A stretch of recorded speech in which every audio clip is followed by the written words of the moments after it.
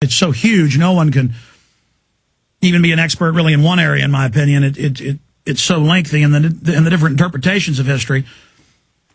But whether it was the Babylonians, or whether it was the Romans, or whether it was the Greeks, or whether it was many of the Middle Eastern tribes, Asian tribes, African tribes, Mesoamerican tribes, the Aztecs, they all had high priests who all followed the same secret mathematics religion.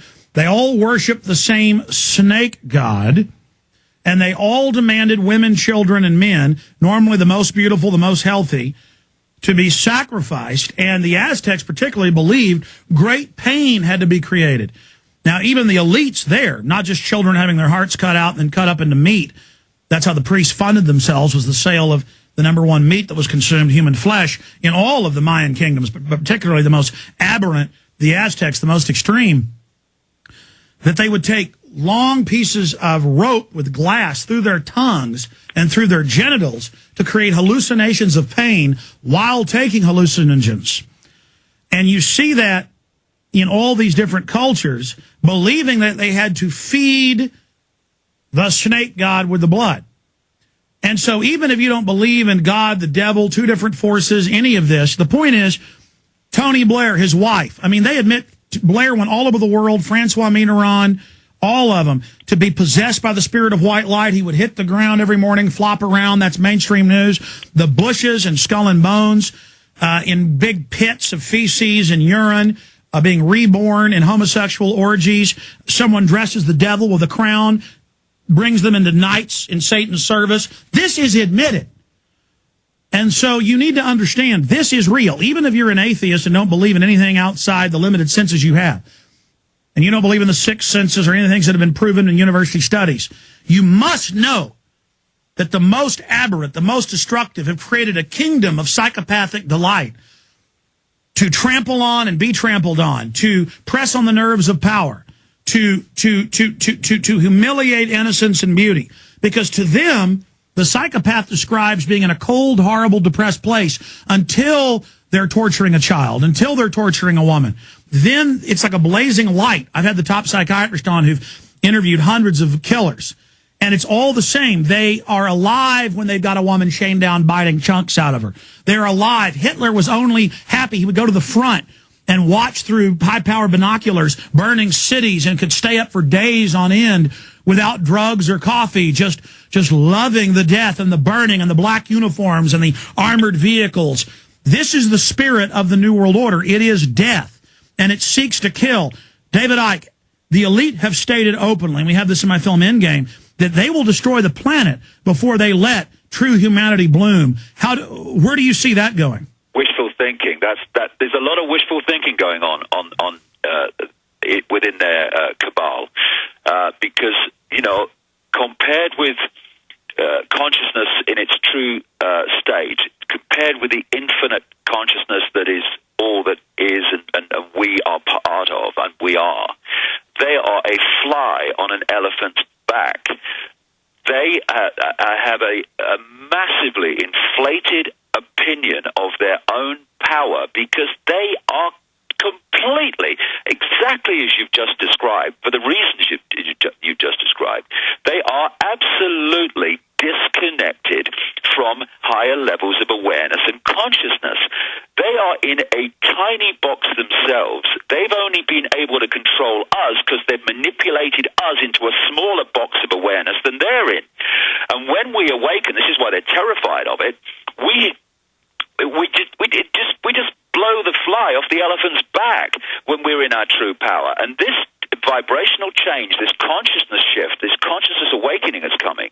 They're going to get blown away by it eventually, in a few years from now, because they don't have the power they think they have, because they're in a bubble. Therefore, they don't know the picture either. They don't know the big picture. They can't access at that level that's got the big picture. And the big picture is what is now manifesting itself through more and more and more people, and the big picture is going to bring this down.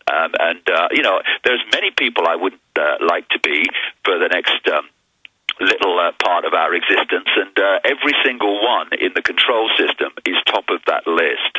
I really wouldn't like to be them when they realize the true nature of what's actually going on. That's right. They punish themselves when they realize that they're damning themselves off from the universe. We don't punish them. The Creator doesn't punish them. They punish themselves. What happens to them, David Icke, as the shift occurs? Well, I could talk about this at some considerable length, but they are connected vibrationally. They're connected to the control construct. It's a vibrational construct, and they're connected to it. They're part of it. And when that comes down, well, they're out of here. They're out of here. They're not going to be here anymore. But you say the elites don't know that. In all their fairy tales, in all their archetypes, when the evil wizard loses his orb, the whole palace collapses on him. Yes, because, it's a vibrational construct. You could symbolize it in your mind as a vibrational box, and they are attached to it. They're part of it. They're an expression of it. So when the box comes down, when that vibrational construct is unpicked and just falls, they fall and go with it.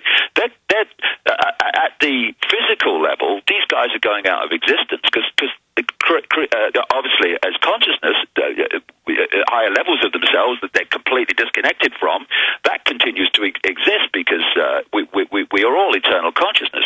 But that level of them that has become isolated in this reality to the point where they're completely disconnected from the true level of who they are, that's going when this change takes place.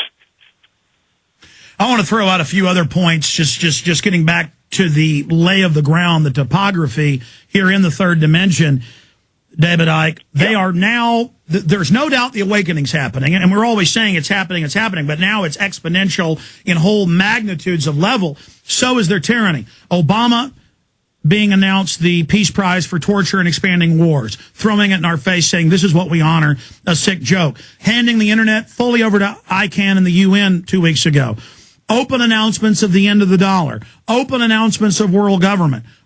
They're moving on every front. There is no doubt that they are attempting to make their final move. Why are they doing this at this time? Well, they're doing this, as I said earlier, because the inner core know and have known for a long time that this period was coming when this vibrational energetic cycle, it's a natural cycle, was going to start to get people to break out of their mind prisons.